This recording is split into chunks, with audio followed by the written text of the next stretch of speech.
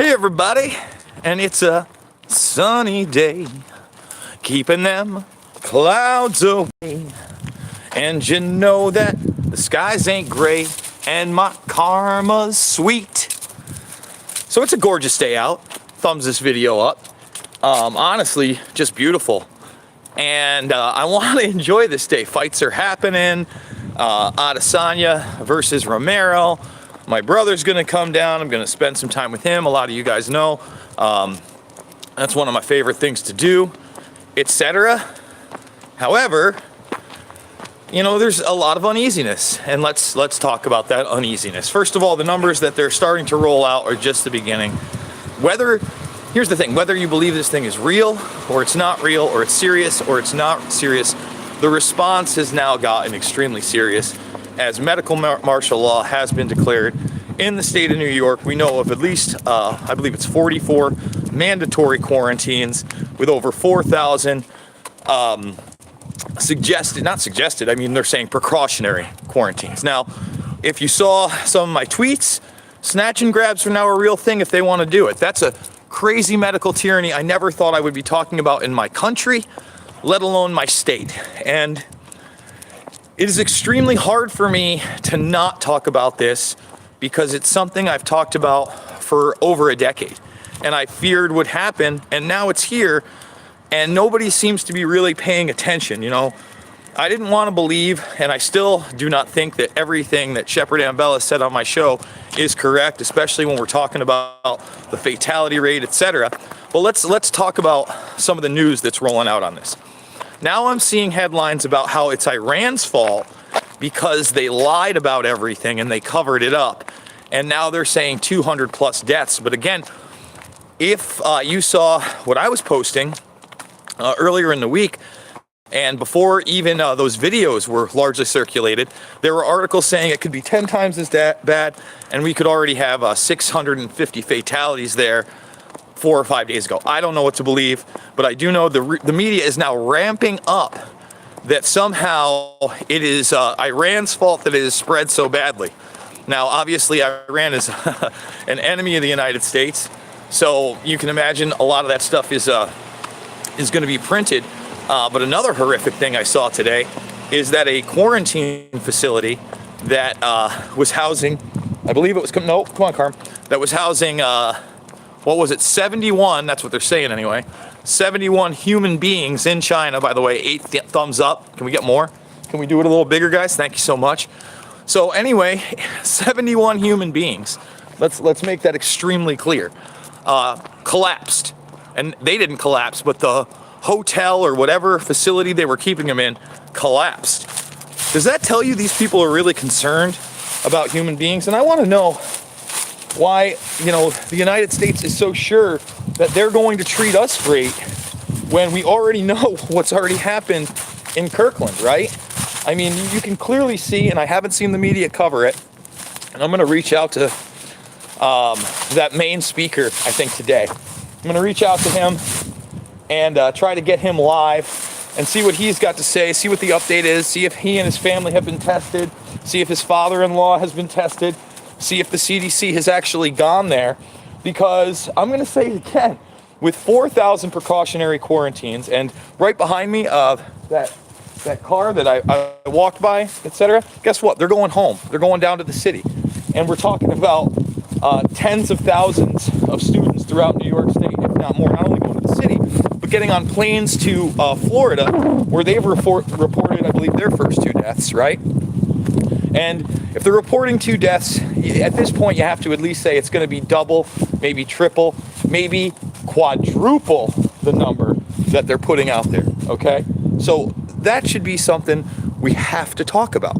Whether they're real or not, those are the numbers that are eventually going to get out there. So after all this, hi Jason, as I decided to bow out of a charity cancer event, I got an email saying the event was canceled in Midtown Manhattan. Yes, listen, as you know, my friend is currently, my really good friend, is currently in a hospital with cancer, 39 years old, collapsed lung, had it drained, diagnosed with bone cancer, can't get an MRI until Monday now, which is odd. But another one of my friends that lives in the city, he went and visited him. He gave me a call yesterday, And obviously, this is a good friend of mine. He lives there. He's got a son. I basically told him everything I'm telling you guys right now, okay? And he responded that they were already emailing him, telling him to get ready to remotely work from home. We have the Google emails saying people need to remotely work from home. South by Southwest canceled is not just an event, it's like a week-long thing. So, I think that, unless there's some kind of large-scale media story over the weekend about the human loss of life via American citizens, right? I think that the main announcements will come Monday. Now, if there is a large media story and, things, start to slide, you'll probably see Pence or Trump on television again before then. I don't know what to expect, but I am telling people that the economy is going to take a hit no matter what. I mean, it's a microcosm for all these events to go down. I expect that March Madness maybe, first they'll announce that they aren't going to have the stadiums, right? They're going to play them in an empty arena, but how much longer until they just cancel events like that? And let's talk about another event, tonight's UFC. And I'm sure that the panic is also being kept down in that arena because you got a fight tonight at the T-Mobile Arena, but the next fight in April, Lord knows what will be then, is at the Barclays Center in New York or New Jersey. So what are the chances that that's actually going to happen? I don't know. I never thought we would be talking about closing schools and closing main events and even, being the slightest bit serious about it. But, if you live in this area especially, if you live in New York, which is large, people are getting these emails. That's 100%. And we know that the West Coast are also, the Google leaked emails are there. And man, it is so nice outside. It is awesome outside. Some other things that we got to update you on. They are looking for a new, I believe, health director for quarantining in Los Angeles County. It's been posted on Glassdoor.com, I believe. I believe the salary is in the $35,000 to $70-something thousand range. Something that has to be noted because it's a reality. That's a real job. I'm not trying to frighten anybody, but you got to ask yourself if you have somebody who's about to be employed at quarantine facilities in LA County, where else? Probably everywhere. This is going to be a nationwide thing. I don't think one state is going to be spared. And the panic buying has already started. The price gouging has already started. Most people are really calm because they haven't really seen what the impact is going to be on the streets and on the economy. They tried to boost the economy a little bit up at the markets at the end of the day on Friday. But again, those markets open again on Monday. What's it going to be like? Is it going to be another massacre? Are they going to prop it up again?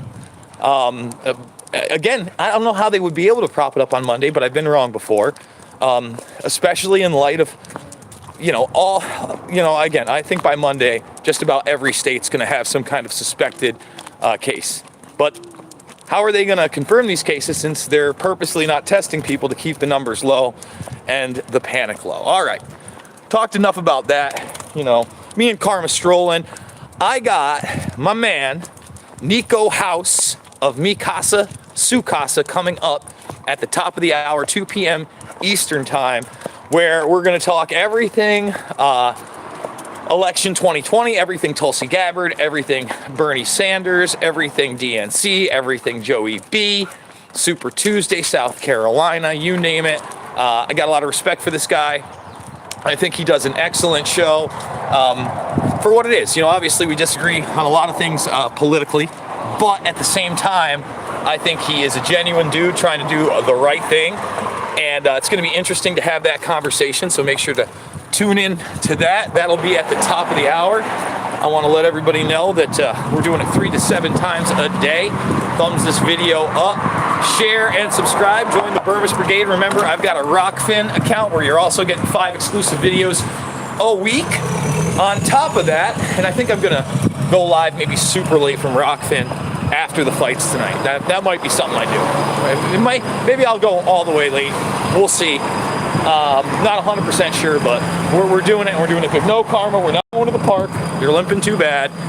She wants to go to that park, man, and I just can't take her. She's got a big smile on her face, but obviously she's hobbling pretty good, you know.